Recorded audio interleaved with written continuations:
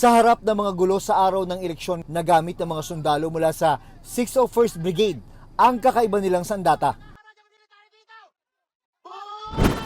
Chili spray ang tawag nila rito.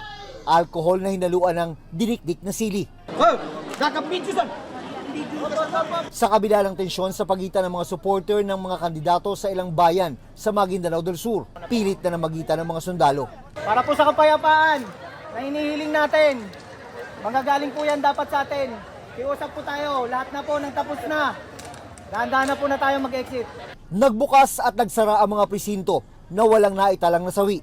We can still say, no, as a conclusion na general peaceful naman, no. Additional forces o yung augmentation, nakatulong yon. Pagkatapos ng botohan, dito sa loob ng kampo ng 6th Infantry Division ng Army, ginawa ang canvassing para matiyak ang seguridad ng lahat at hindi madelay ang proseso.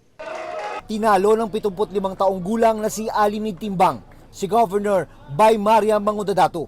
Si Migtimbang ang kauna-unahang uupo bilang elected governor ng Maguindanao del Sur matapos gawing dalawa ang Maguindanao Province. Pasalamat ako talaga sa mga taong nagsuporta, pati yung hindi pa nagsuporta sa akin, pinasalamatan ko pa rin na wala namang gulo sa time of election namin.